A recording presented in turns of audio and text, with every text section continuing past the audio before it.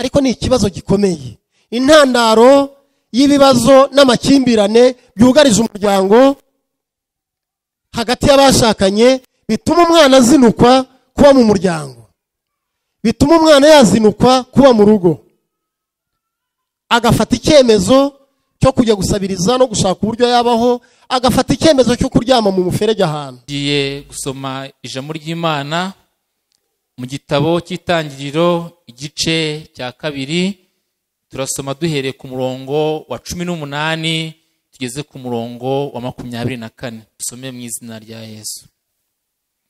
Kandi Uwiteka Imana iravuga iti, si byiza ko uyu muntu yaba wenyine, reka muremere umufasha umukwiriye. Uwiteka Imana irema mu butaka amatungo yose n'inyamaswa zo mu ishyamba zose, n'inyoni n'ibisiga byo mu kirere byose, ibizanira uwo muntu ngo imenye uko abyita, kandi uko uwo muntu yise ikintu cyose gifite ubugingo aba ari ryo riba izina ryacyo. Uwo muntu yita amatungo yose n'inyoni n'ibisiga byo mu kirere n'inyamaswa zo mu ishyamba zose, ariko umufasha umukwiriye yari ataraboneka. Uwiteka Imana isinziriza uwo muntu ubuticura, arasinzira, imukuramwo urubavu rumwe ihasubiza inyama. Urwo rubavu Uwiteka Imana yakuye muri uwo muntu iruhindura umugore, imushyira uwo muntu.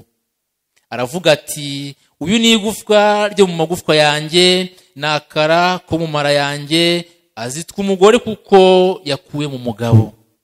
Icyo gituma umuntu azasiga se na nyina, akabana n'umugore w'akaramata, bombi bakaba umubiri umwe.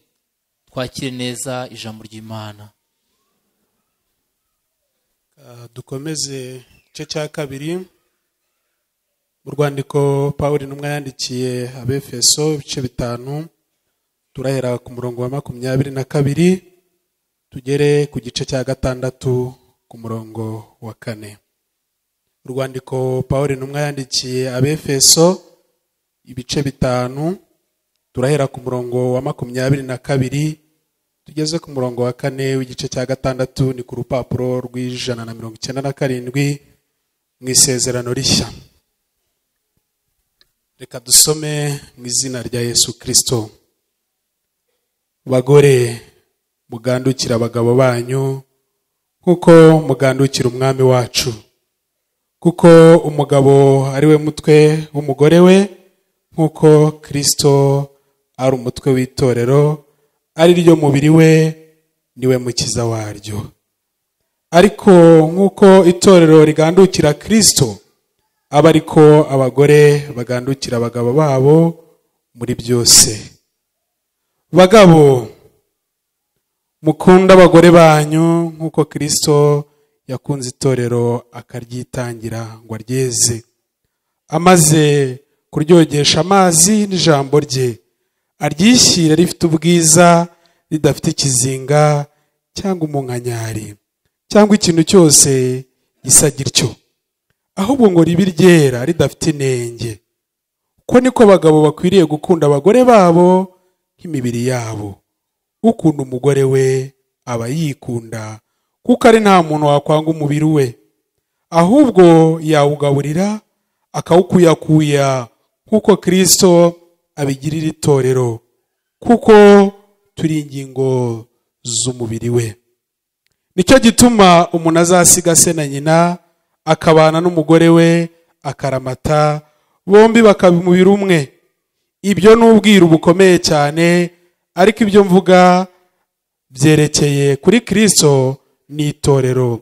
Nuko namwe umuntu wese akunda umugore we nk'uko yikunda, kugira ngo umugore nawe abone uko yubaha umugabo we.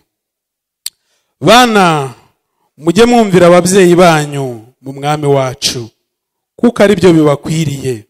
Wubahe so na nyoko, iryo ni ryo tegeko rya mbere ririmo isezerano, kugira ngo ubone amahoro uramire mu isi.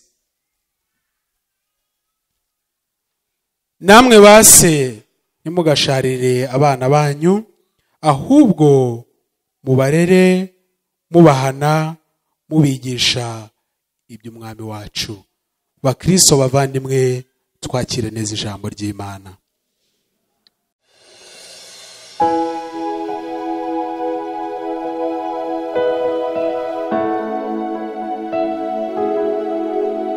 Iyo turimo gusezeranya, akenshi aya magambo tuyagarukaho.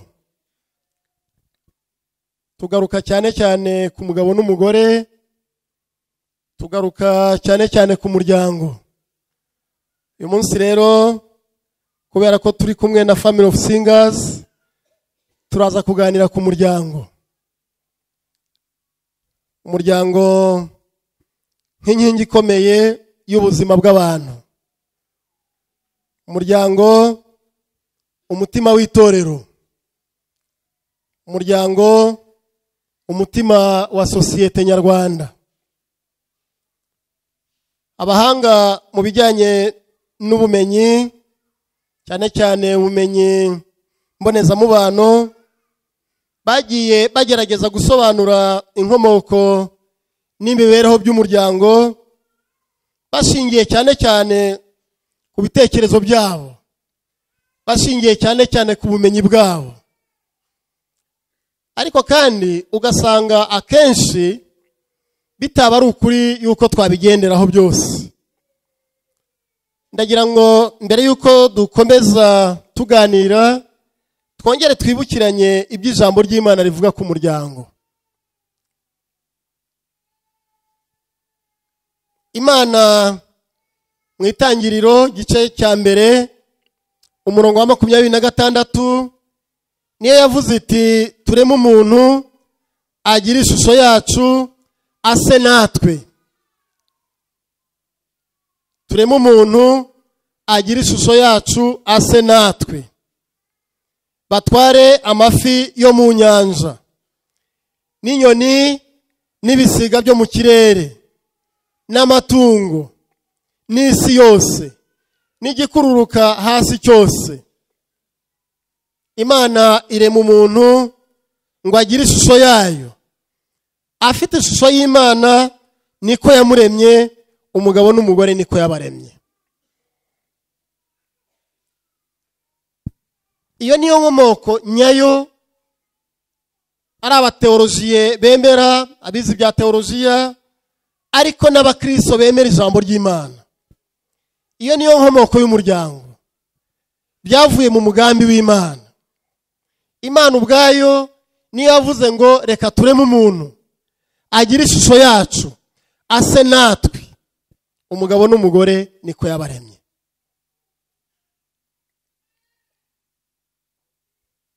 Ku ruhande rumwe, mu gihe cy'irema, Imana yagaragaje yuko umuntu akwiriye kugira imibereho iboneye, akagira ubwisanzure, akagira ububasha bwo kuba umufatanyabikorwa wo kurema, ariko no kubungabunga ibindi byaremwe byose, kuko yamuhaye ubutware, yamuhaye ubwenge, yamuhaye n'izindi mbaraga zindi ziruta ibyaremwe byose. Ariko igikomeye cyane kigomba no kumubashisha ibyo byose, ko yari mu ishusho yayo, ariko kandi yararangije imuhumekeramo umwuka wayo. Haleluya! Umwuka w'Imana. Uwo ni umwuka uri muri twebwe, ariko ni n'umwuka ugomba kuba no mu muryango n'abagize umuryango muri rusange. Ubuzima. Umwuka ugaragaza yuko abantu bariho, yuko umuntu afite kubaho, afite ubuzima.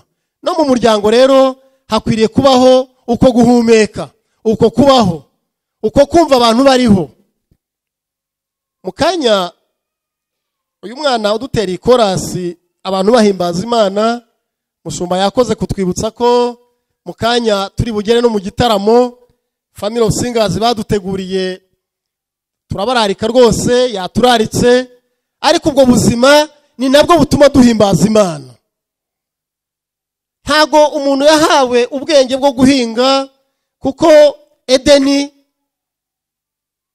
Imana yahaye bari abantu ko bari babiri, Adamu na Eva, bakayihingira, bakayibungabunga, bakayibyaza umusaruro ibyari birimo bikabatunga.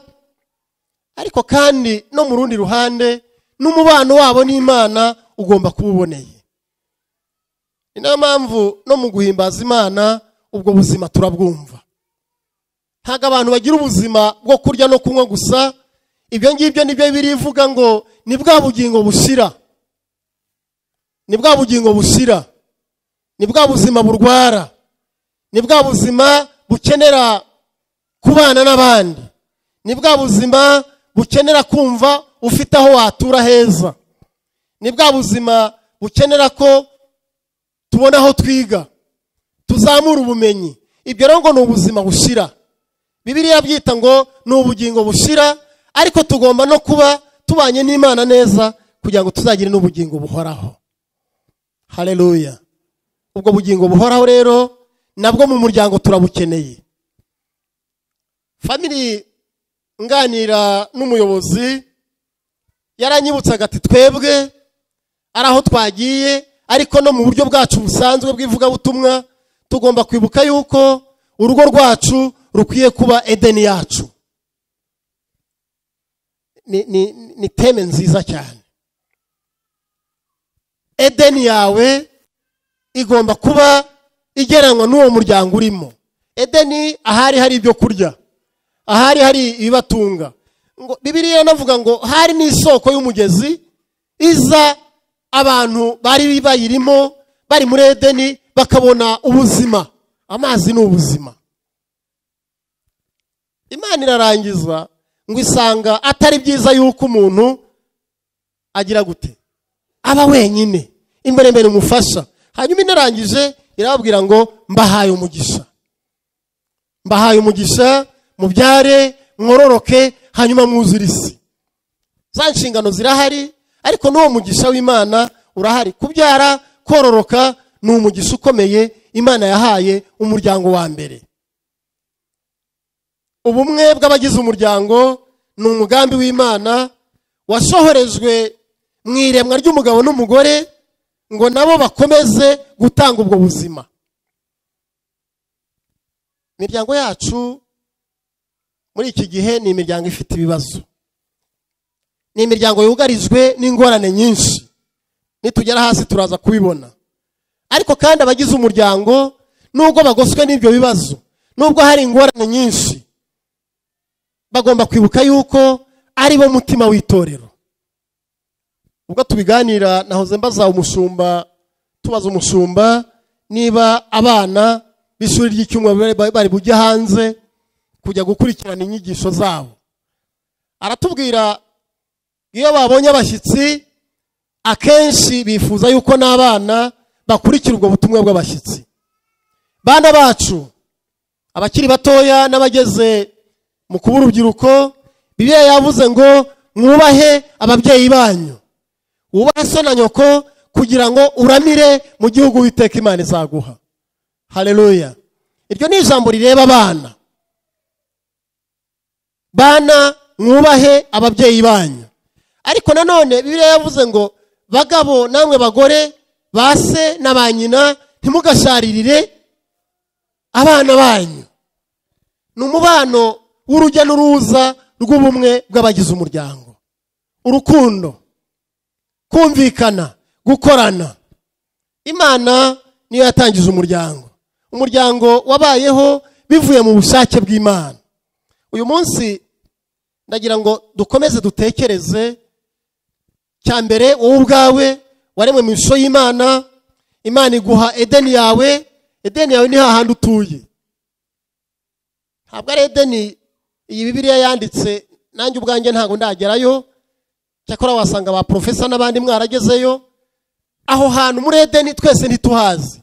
Ariko ikigenderewe ni ukumva ubwiza bwa Edeni nk'umuryango wacu dutuyemo. Aho dushobora kubonera ubuzima, aho dushobora kubonera umutekano, aho dushobora kumva tumerewe neza, dutuje. Umugabo n'umugore, Bibiliya abashumba badusomeye, umugabo yubaha umugore we, umugore yubaha umugabo we, umugore akunda umugabo we, umugabo akunda umugore we. Ni urujya n'uruza rw'umubano mwiza w'abashakanye. Hanyuma byamara kumera gutyo, abana nabo narasesenguye, nagerageje kubitekereza, namwe ni mu bitekereza murasanga buri wese afite inshingano ze, ariko iyo zikozwe nabi bituma n'abandi bibicira mu muryango. Ntabwo byoroshye ko abana bazubaha ababyeyi babona ababyeyi nabo bacagagurana, ntabwo byashoboka.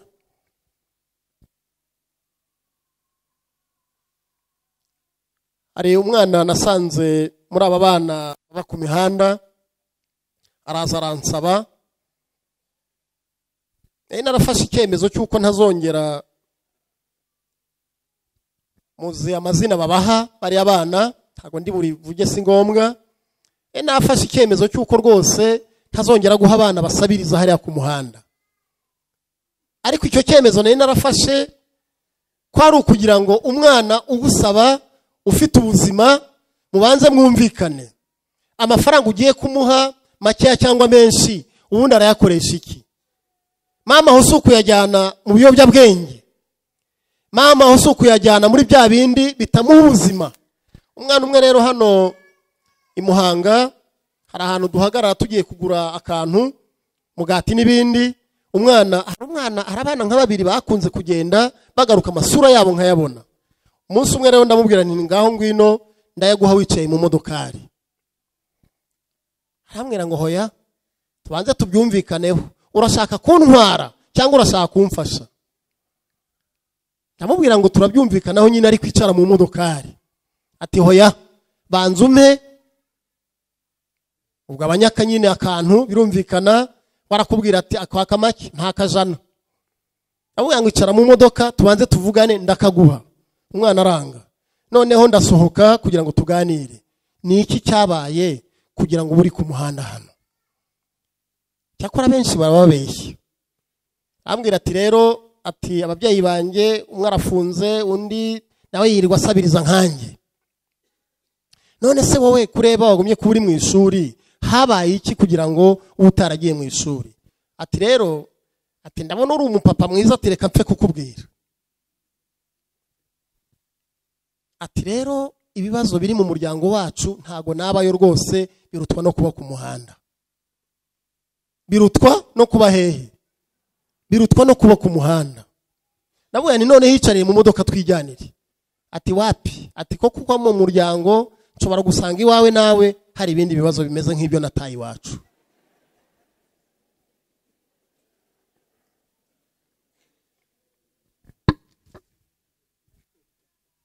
Nimwumve ubwo buhamya abana bo ku mihanda bashobora gutangira imiryango baturukamo.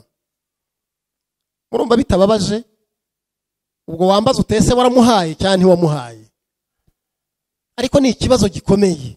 Intandaro y'ibibazo n'amakimbirane byugarije umuryango hagati y'abashakanye bituma umwana azinukwa kuba mu muryango, bituma umwana yazinukwa kuba mu rugo, agafata icyemezo cyo kujya gusabiriza no gushaka uburyo yabaho, agafata icyemezo cyo kuryama mu muferege ahantu, bivuye ku makimbirane yaba ashingiye ku byari byo byose.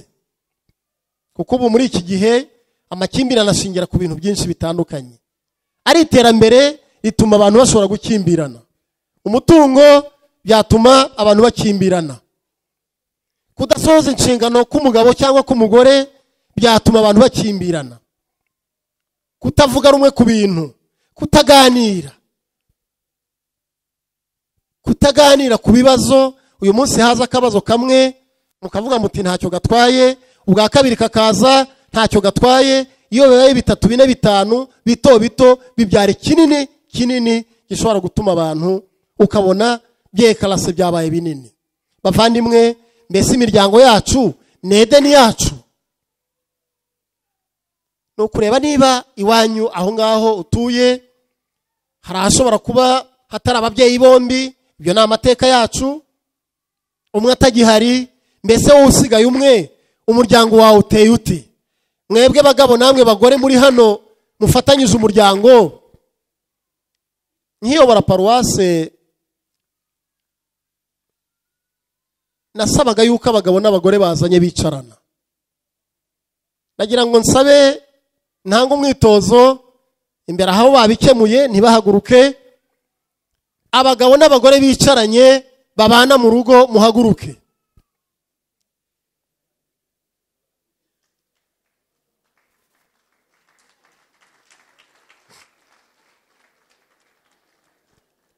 Nari mvuze ngo abicaranye mu rusengero,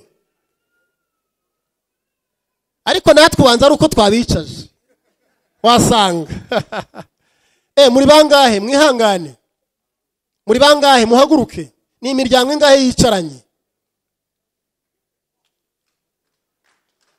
Umwe, babiri, batatu, bane. Hanyuma ni bande bazanye bagendana bavuye mu rugo kugera ku rusengero? Mumanike ikiganza. Oya, navuga bari abahagaze. Abazanye bavuye mu rugo bakagerana mu rusengero kandi bakanicarana. Ubwo ni bose. Babandi ariko bibahise bicara. Hari abandi bari hano. Ko mwankwebye? Mwebwe mwazanye muranicarana. Ubwo Tasien dukorana vice president ni imiryango ingahe? 4. Muzanyibutse tuzabashakira ibihembo byabo.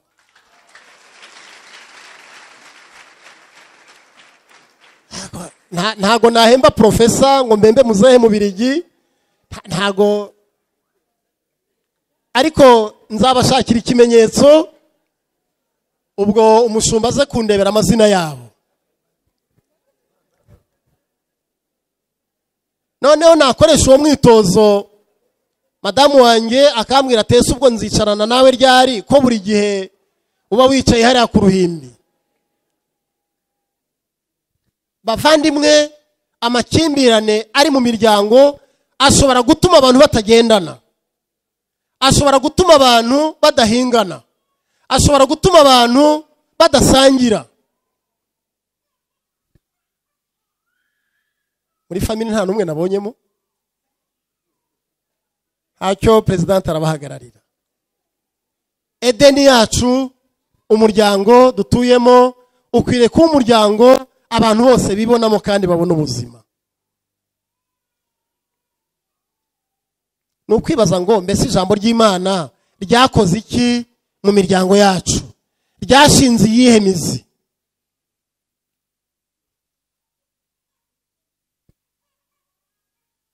Nasuye umuryango umuntu twiganye muri primaire kera rwose, agira ibibazo we n'umugore we. Noneho njya kumusura, atuye i Musanze. Yarambwiye ati rwose narashize uzansure. Twiganye muri primaire. Ngezeyo turaganira, na ndi kumwe n'abandi bantu, turaganira, turamubaza ngo byagenze gute. Aratubwira ngo ni vuba aha rwose. Aratubwira ngo kugira ngo ntandukane n'umugore wanjye twashakanye byatangiye kera. Ambwira ko bamaze imyaka 3 buri wese aryama mu gitanda cy'undi mu gitanda cye. Imyaka 3 mu byumve bavandimwe. Watekereza ubwo ari ubuzima? Nta buzima buhari, nta buzima bugihari. Nyuma yaho arambwira ati rero nafashe icyemezo, aho kugira ngo n'ubundi nzakomeze mbe umuseribateri, reka n'ubundi mbishyire ku mugaragaro. Afata icyemezo cyo kugira ngo atange umutekano, kuko yarambwiraga ati nabonaga umwe muri twebwe azicundi. Aho kugira ngo rero dupfe abana bacu batereranwe, nafashe icyemezo cy'uko umwe agiwe undi akagiwe. Ubu bararangije no gutandukana mu mategeko. Umuryango ni iki? Ni ubuhe buzima buri mu muryango? Ni izihe ndangagaciro ziri mu muryango? Abana bihagaze gute? Ababyeyi bihagaze gute? Abashyitsi baza mu miryango yacu mbese tubakira gute? Ndagira ngo nsoreze hano bavandimwe, nkomeze kubifuriza imiryango myiza, kandi nifuze ngo umuryango wacu aho ngaho uri ukomeze ukubere Edeni. Imana ikomeze kugusura, kuko Bibiliya iratubwira ngo mu mafi ya nimugoroba Imana yarazaga igasura babandi yashyize hahandi, ikabasura ikabaganiriza. Ariko ikibazo icyaha kimaze kuza, ngo kugira ngo bumve Imana ije, ngo bumve imirindi yayo, batangiye ngo bibona bambaye ubusa.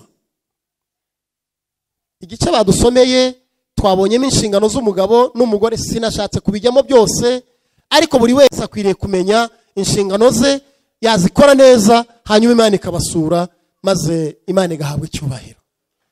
Haleluya. Nimukomere, umugisha w'Imana nube mu bashakanye, umugisha w'Imana nube mu miryango yacu, umugisha w'Imana nube ku bana bacu, umugisha w'Imana uturuka ku Mana nube muri twebwe mu mitima yacu. Ndabifuriza ibihe byiza, kandi ndabifuriza rwose kumva muguwe neza mu miryango yanyu, mu izina rya Data wa twese n'Umwana n'Umwuka wera. Amen.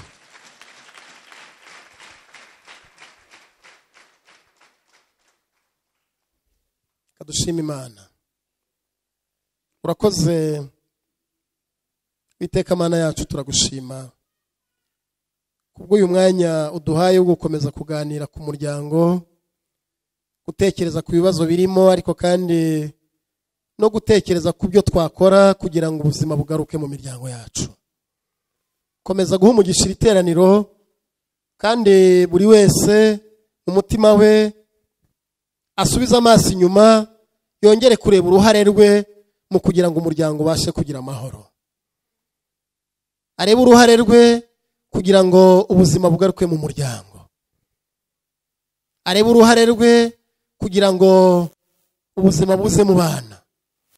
Uruhare rwe kugira ngo itorero ribashe kubaho. Duhana umugisha n'abera bose, mu izina ryawe ryera Yesu Umwami wacu, urakoze. Amen.